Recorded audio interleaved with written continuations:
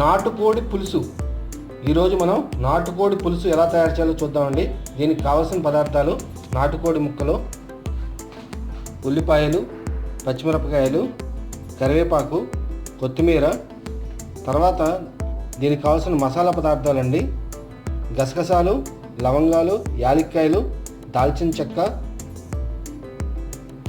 ధనియాలు, జీలకర్ర. వీటిని కొద్దిగా నానబెట్టుకున్నటువంటి ఈ జీడిపప్పుతో కలిపి గ్రైండ్ చేసి పెట్టుకుంటాం. అలాగే కొద్దిగా 2 టమాటాలు సన్నగా కోసుకొని పెట్టుకోవాలి. ముందుగా ఈ ఉల్లిపాయలని, పచ్చిమిరపకాయలని, కరివేపాకుని వేసి బాగా నూనెలో వేపుకుందాం.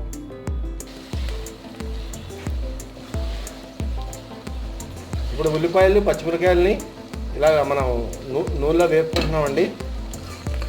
ఇది కొంచెం వేగగానే ఇందులో కొంచెం మనకు కావాల్సింది ఏంటంటే అల్లం వెల్లుల్లి పేస్ట్ అండి. 1 స్పూను అల్లం వెల్లుల్లి పేస్ట్ వేసుకోవాలి.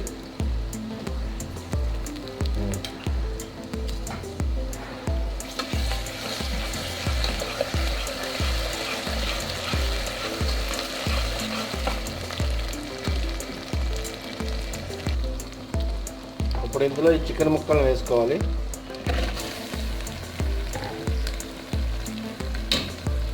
వేసుకొని కలుపుకుందాం.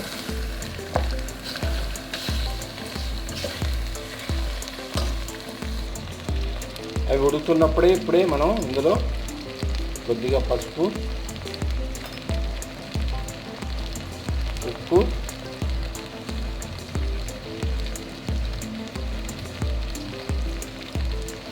అలాగే కారం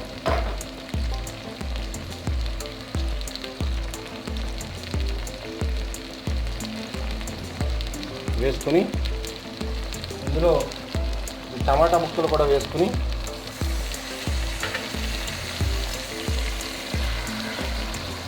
బాగా కలుపుకొని మూత పెట్టుకుని 2 విజిల్స్ రానివ్వాలండి. ఇది చాలా సులువుగా చేసుకునే పద్ధతి అని ముందే చెప్పాను కదా. 2 విజిల్స్ రానివ్వాలి. ఆ తర్వాత ఏం చేయాలో చూద్దాం.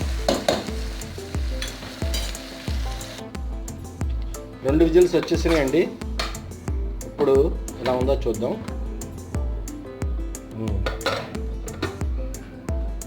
ఇప్పుడు ఇంచుమించుగా 3.5 వంతులు కూర అయిపోయినట్టే.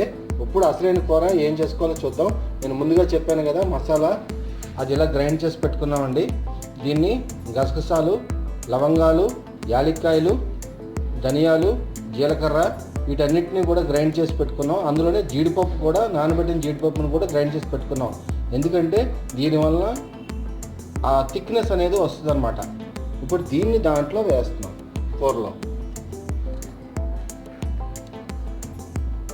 వేసి కొద్దిగా నీళ్లు వేసుకుని మరిగించుకోవాలి.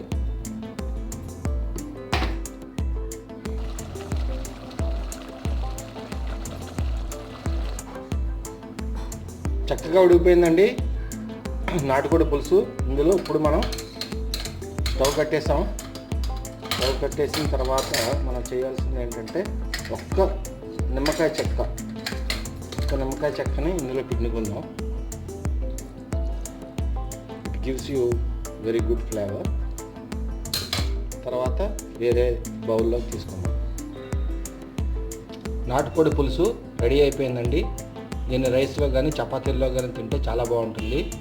చక్కగా తయారైపోయినటువంటి నాటుకోడి పులుసు మీకోసం.